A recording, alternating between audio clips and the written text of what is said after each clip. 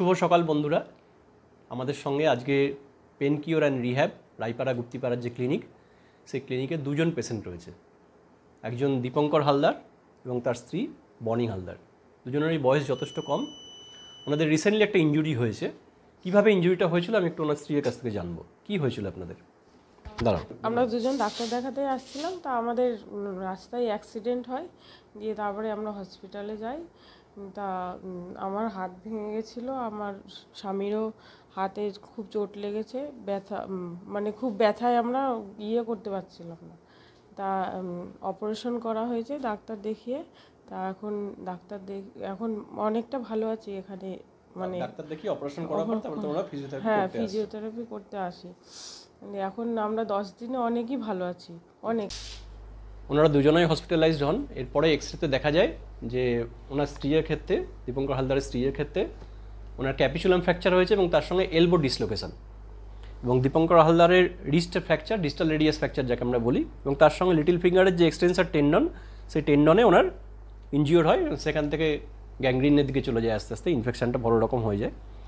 এই অবস্থায় ডাক্তারবাবু সার্জারি করেন, ওর ক্যাপিচুলামকে ফিক্স করা হয় স্ক্রু ফিক্সেশন করে, এবং এলবো ডিসলোকেশন কারেকশন করা হয়। ওর ক্ষেত্রে নেলিং করা হয় এবং সেখান থেকে প্লেট দিয়ে এটাকে ডিস্টাল রেডিয়াসকে ফিক্স করে দেওয়া হয়। ওদের এই ফিক্সেশন হওয়ার প্রায় 1 মাস পরে তোমরা ফিজিওথেরাপি করতে আসো। আজকে 9 দিন হয়েছে।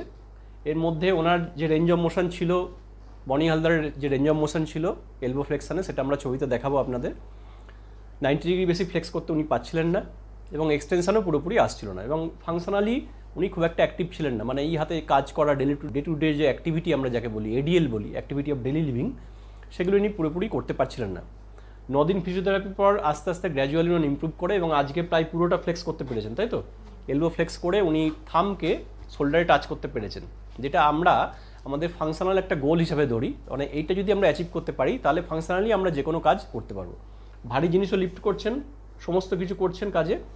এবং ওনার হাজব্যান্ডের ক্ষেত্রেও যে রিস্ট ফ্র্যাকচারের পর ফিজিওথেরাপি করার মাধ্যমে আস্তে আস্তে উনি ফিঙ্গারটা একদমই ক্লোজ করতে পারছেন না, এখন ফিস্ট করতে পারছেন পুরোটা, তাই তো? পুরোটাই মুঠো হচ্ছে, কিন্তু লিটল ফিঙ্গারে এক্সটেনশন টেন্ডার ইনজুরির জন্য একটু সেটা সারতে সময় লাগছে। আশা করছি সেটাও ঠিক হয়ে যাবে। এবং রিস্টের ফ্লেকশন এক্সটেনশন এগুলোও আসছে, শুরু হয়েছে। এক্সটেনশনটা ওনার একটু কম আছে, কিন্তু ফ্লেকশনটা যথেষ্ট ভালো উনি অ্যাচিভ করেছেন। এবং সমস্ত যে কাজগুলো সেগুলো আপনি করতে পারছেন, ব্রাশ করা, চুল আঁচড়ানো, প্লাস ভারী জিনিস কিছু তোলা, এই হাতে কোনো অ্যাক্টিভিটি করা, এগুলো ওনারা করতে পারছেন। আশা করছি আর কিছুদিন ফিজিওথেরাপি চললে ওনার রিস্টের যে অ্যাক্টিভিটি সেটা আমরা কারেকশন করতে পারবো খুব তাড়াতাড়ি। এই বিষয়ে যেটা আপনাদের বলার সেটা হচ্ছে, এই ধরনের যে ফিজিওথেরাপি, অর্থাৎ পোস্ট ফ্র্যাকচারাল ম্যানেজমেন্ট, পোস্ট সার্জিক্যাল যে ম্যানেজমেন্ট, এটা সাধারণত সার্জারি 3 থেকে 4 দিন পরেই, যেহেতু ফিক্সেশন সার্জারি হয়েছে, শুরু করা যেতে পারে। কিন্তু এটা লেট হয়েছে, ওনাদের 1 মাস হয়ে গেছে প্রায় ডেট।